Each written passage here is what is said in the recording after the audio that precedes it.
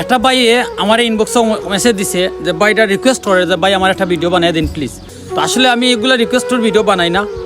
আর মোটামুটি পরিচিত আমার খুবই খাসের একটা মানুষ এটা ফেম করছে ঠিক আছে। তো ফেম করি আবার সর্বোচ্চ তারা 3 মাস ফেম করছে।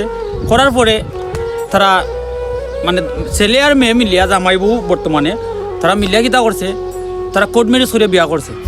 এখন আমারও তো হইল কি, সবাই তো জানে কোর্ট ম্যারেজ মানে তো বিয়ে হয়ে গেছে, ঠিক আছে।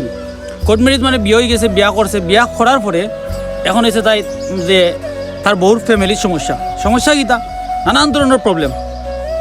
এখন এমন একটা সিচুয়েশনে পড়েছে যে ছেলের কথা করাম তারও কথা করাম, এরকম একটা সিচুয়েশনে পড়ছে না মানে কোন দিকে যাইব নিজেই কুল কিনার পার না, ঠিক আছে। এমন এক পর্যায়ে তারা যে তার বউর ফ্যামিলির মানে তার শ্বশুর বাড়ি আর কি। এখন তার শ্বশুর বাড়িতে কি কোয়েশ্চন আইছে কিতা যে এগুলো তো ঘটে মানে তার বউরে কইছে এটা তো শরীয়তের বাইরে বা এটা শরীয়ত মোতাবেক নাই।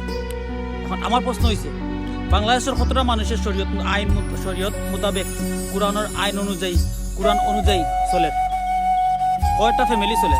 100-র মধ্যে 2টা ফ্যামিলি পাইতা না, অনেক উজুরলর ফ্যামিলিও দেখা যায় ছত্রভঙ্গ আছে, ঠিক আছে।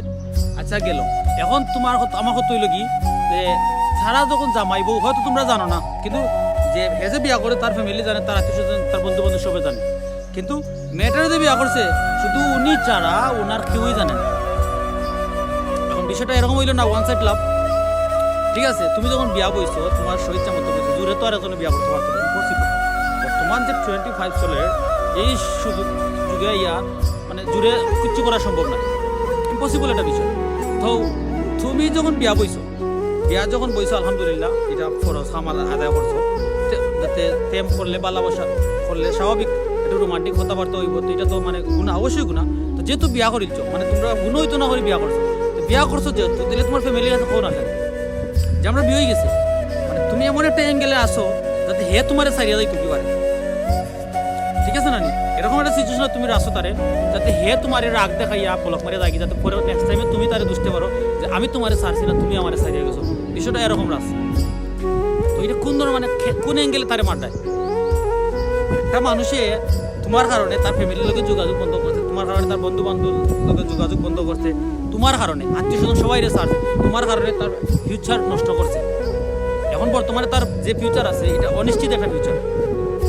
এই আজ থেকে 1 বছর আগে যে পজিশনে আছি, যে কোয়ালিটি বা যে জায়গায় আছি, এই জায়গায় যাইতে গেলে আর 3 বছর তার সময় লাগবে।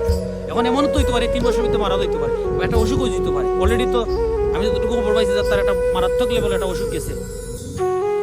এই অসুখের সময় তুমি পল্টি লইছো। তো আমার কথা হইল তুমি যদি সাহস করে তোমার ফ্যামিলির লোকে তার মতো যদি ফাইট করতে পারো না, তাহলে তুমি কেনে বিয়া বইতা আর কেনে তার লগে এই নাটক করতা? কিতা বুঝছো এই কথা বুঝিয়া বুঝছো নি কিচ্ছু?